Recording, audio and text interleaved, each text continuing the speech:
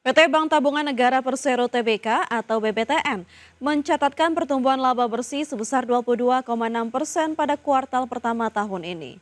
Sektor pembiayaan perumahan nasional tetap menjadi motor utama pertumbuhan kinerja perseroan yang didukung oleh efisiensi biaya dana serta transformasi digital melalui aplikasi Bail by BTN.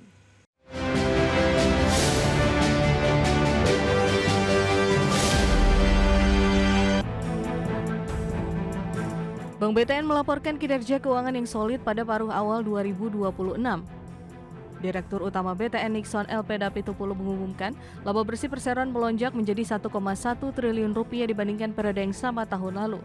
Capaian ini didorong oleh penyaluran kredit yang tumbuh 10,3% secara tahunan menjadi 400,63 triliun rupiah. Penyaluran KPR subsidi tercatat masih mendominasi portofolio dengan nilai mencapai 193,55 triliun rupiah. Hingga awal April 2026, BTN secara kumulatif telah menyalurkan KPR sebanyak 6 juta unit rumah dengan nilai total 530 triliun rupiah. Manajemen menegaskan bahwa keberpihakan pada sektor perumahan memberikan efek pengganda atau multiplier effect bagi ekonomi nasional dengan membuka peluang kerja bagi 12,5 juta orang. Peningkatan kinerja ini juga didukung oleh perbaikan struktur dana pihak ketiga atau DPK yang tumbuh menjadi 422,63 triliun rupiah, serta penurunan biaya dana atau cost of fund ke level 3%. Di sisi lain, transformasi digital perseroan menunjukkan hasil positif melalui aplikasi Bale by BTN yang jumlah penggunanya melonjak 67,5% menjadi 4 juta pengguna. Selain itu, gelaran BTN Jakarta International Marathon atau JAKIM 2026 turut menjadi pendongkrak signifikan bagi transaksi digital dan gaya hidup nasabah. Dengan total aset yang kini menembus 517,54 triliun rupiah, BTN optimistis dapat terus menjalankan peran sebagai mitra strategis pemerintah dalam menyediakan hunian layak bagi masyarakat di sepanjang tahun 2026 ini. Berbagai sumber IDX Channel. Dana Moneter Internasional atau IMF memangkas proyeksi pertumbuhan ekonomi Indonesia pada 2026 menjadi 5%, lebih rendah dibandingkan perkiraan sebelumnya sebesar 5,1%. Sementara itu di kawasan Asia Tenggara, Vietnam diproyeksikan mencatat pertumbuhan tertinggi dengan IMF memperkirakan ekonomi Vietnam tumbuh 7,1% pada 2026.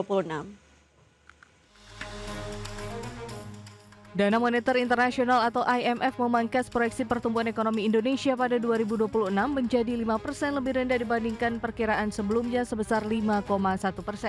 Dalam laporan World Economic Outlook edisi April, IMF memperkirakan pertumbuhan ekonomi Indonesia berada di level 5% pada 2026, sementara pada 2027 ekonomi Indonesia diproyeksi kembali naik tipis menjadi 5,1%.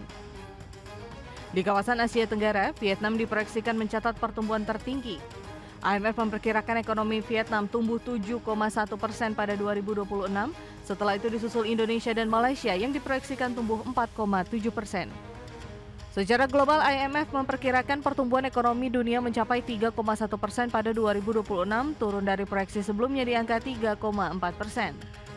Economic Counselor IMF Pierre-Olivier Gourinchas mengatakan, prospek ekonomi global memburuk tajam setelah pecahnya perang Amerika Serikat dari Israel melawan Iran di Timur Tengah pada 28 Februari 2026. Penutupan Selat Hormuz dan kerusakan serius pada fasilitas produksi penting di wilayah yang menjadi pusat pasokan hidrokarbon global dapat menyebabkan krisis energi dalam skala yang belum pernah terjadi sebelumnya. Tim Liputan IDX Channel.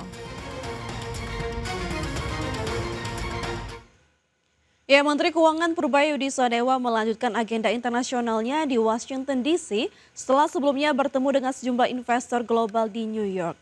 Purbaya yakin respon positif atas penjelasan pemerintah dalam forum tersebut akan berdampak positif pada sektor finansial nasional. Menteri Keuangan Purbaya Yudi Sadewa kembali bertemu dengan banyak pihak dalam rangkaian Spring Meeting IMF World Bank 2026. Dalam pertemuan di Washington DC tersebut, Purbaya menggelar serangkaian pertemuan strategis mulai dari bilateral meeting dengan Managing Director International Monetary Fund, pejabat World Bank, serta perwakilan lembaga pemeringkat internasional seperti S&P Global Ratings. Purbaya mengklaim respon dari IMF, Bank Dunia, dan lembaga pemeringkat tergolong positif. terutama terhadap kemampuan Indonesia menjaga pertumbuhan tanpa membebani fiskal. Lebih lanjut, Purbaya menyampaikan bahwa minat investor global khususnya dari Amerika Serikat didominasi pada instrumen sektor keuangan seperti fixed income dan equity. Ia optimistis aliran dana portofolio akan segera masuk dan memperkuat pasar modal domestik. World Bank dan Rating Agency amat puas dengan penjelasan kita tentang strategi kita. Jadi keraguan tentang apakah kita bisa menjalankan kebijakan yang fiskal yang baik dan menciptakan pertumbuhan yang baik pada saat yang bersamaan sepertinya sudah hilang. World Bank bahkan menggali lebih dalam bentuk kerjasama yang saling menguntungkan antara kita dengan World Bank. Dalam forum tersebut, pemerintah Indonesia menegaskan komitmennya menjaga keseimbangan antara pertumbuhan ekonomi dan keberlanjutan APBN. Purbaya mengungkapkan pihaknya telah bertemu dengan 18 investor besar dan para investor tersebut akan menggali arah kebijakan pertumbuhan dan pengelolaan anggaran Indonesia untuk memastikan strategi yang dijalankan kredibel dan berkelanjutan. Jakarta, Raharjo Patmo, IDX Channel.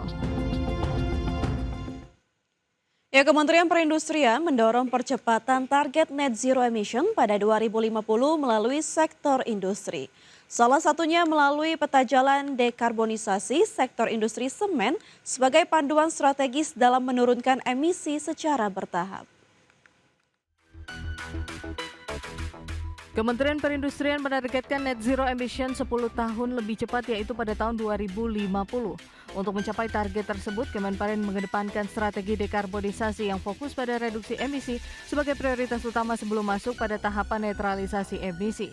Strategi ini dilaksanakan melalui 5 pilar utama, yaitu efisiensi energi dan bahan baku melalui optimalisasi proses produksi, substitusi bahan bakar dan bahan baku, pembaruan proses produksi menggunakan teknologi terkini yang lebih efisien, elektrifikasi dan menggantikan mesin berbasis fosil dengan energi terbarukan, serta penerapan teknologi Carbon Capture Utilization and Storage atau CCUS.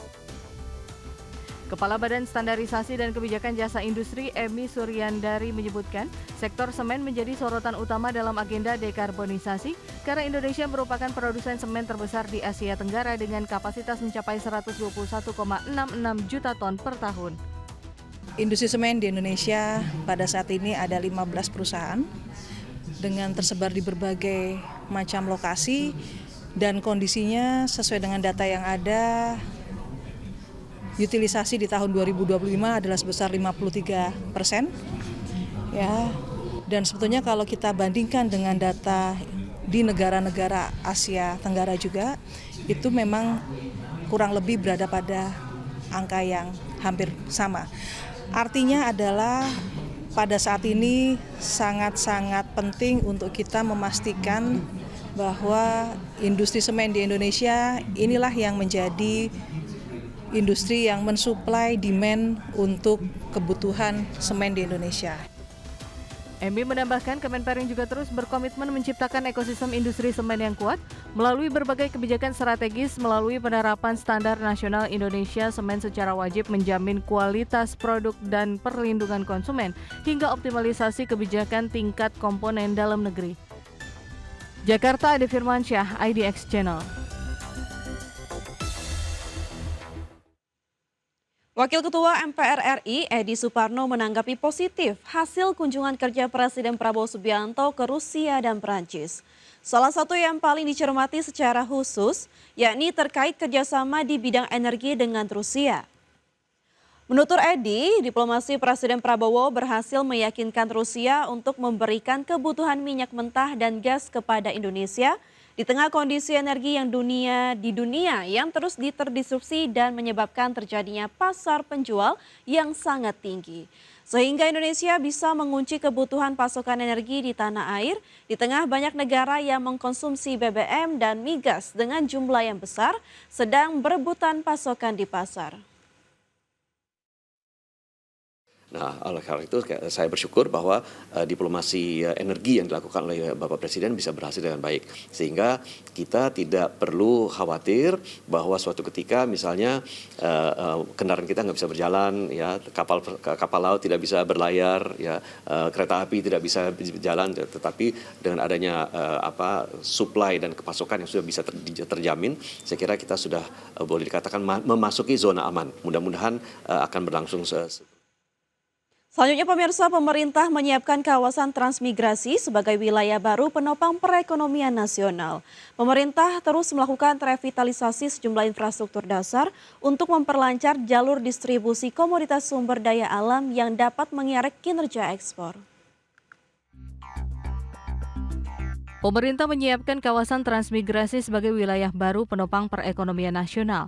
Potensi ekonomi lokal yang berbasis komoditas sumber daya alam dinilai dapat mengerek kinerja ekspor. Menteri Koordinator Bidang Infrastruktur dan Pembangunan Kewilayahan Agus Harimurti Yudhoyono menilai kawasan transmigrasi bukan sekedar kebijakan yang mengatur distribusi perpindahan penduduk, tetapi turut mendistribusikan nilai ekonomi. Selain itu, pemberdayaan manusia juga menjadi sasaran program transmigrasi. AHY menegaskan pemerintah terus melakukan revitalisasi sejumlah infrastruktur dasar untuk memperlancar jalur distribusi hasil sumber daya alam kawasan transmigrasi, sehingga memberikan nilai tambah ekonomi bagi masyarakat di kawasan transmigrasi. Kami ingin memastikan bahwa transmigrasi ini benar-benar bisa menghadirkan dampak yang positif bagi pertumbuhan ekonomi dan peningkatan kesejahteraan masyarakat, terutama saudara-saudara kita yang ada di berbagai kawasan transmigrasi di seluruh Indonesia. Berdasarkan riset yang dihimpun Kementerian Transmigrasi, lebih dari 70% kawasan transmigrasi belum memiliki infrastruktur dasar yang berfungsi optimal, seperti jalan produksi, irigasi, air bersih, listrik, dan fasilitas pasca panen. Kondisi ini menyebabkan lebih dari 60% komoditas unggulan masih dijual dalam bentuk mentah, sehingga nilai tambah ekonomi dinikmati di luar kawasan transmigrasi. Jakarta, Tim Liputan IDX Channel.